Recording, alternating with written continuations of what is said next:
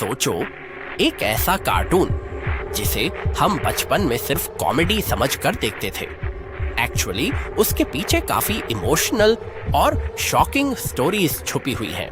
हाँ, मैं बात कर रहा हूँ शिनचैन, एक नॉटी बच्चा जो हर वक्त बकचोदी करता रहता है, टीचर्स को इरिटेट करता है और अपने पेरेंट्स की लाइफ डिफिकल्ट बना देता है।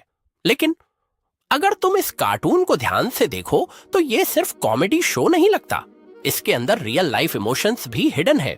सबसे पहली शॉकिंग बात, शिनचैन ओरिजिनली किड्स के लिए बना ही नहीं था। जापान में इसका ओरिजिनल मंगा एडल्ट्स के लिए पब्लिश होता था, क्योंकि इसमें family stress, office pressure, husband wife fights और रियल लाइफ प्रॉब्लम्स दिखाई जाती थी।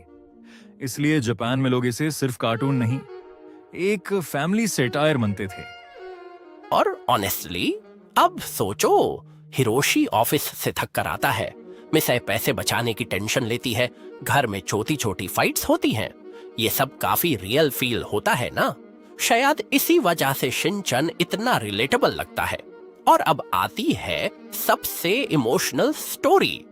शिनचैन के क्रिएटर 2009 में वो माउंटेन हाइकिंग के लिए गए थे, लेकिन वो वापस ही नहीं आए। कुछ दिन तक उनका कोई पता नहीं चला। फिर अथॉरिटीज को उनकी बॉडी माउंटेन क्लिफ के नीचे मिली।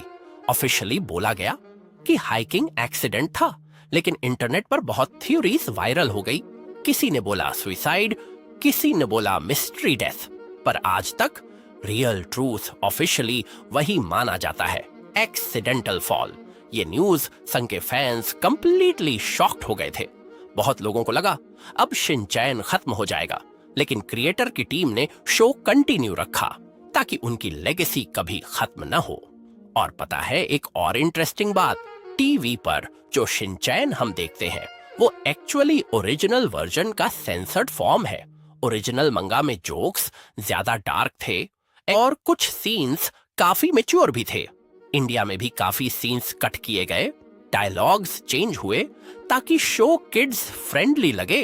लेकिन इंटरनेट की सबसे डेंजरस चीज थी एक फेक थियरी, शायद तुमने भी कभी सुनी हो।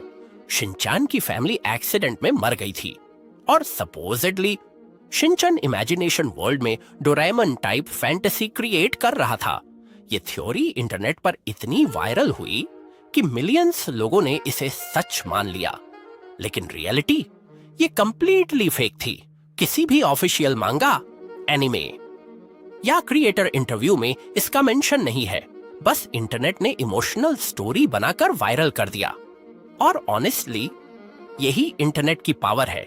फेक चीज भी कभी कभी रियल लगने लगती है।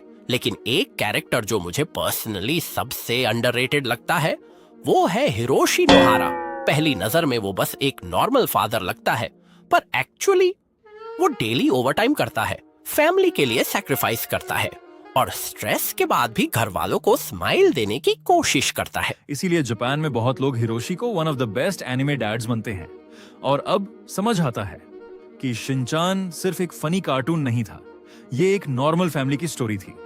एक ऐसी फैमिली जो इम्परफेक्ट है, फाइट करती है, स्ट्रेस लेती है, लेकिन फिर भी साथ रहती है।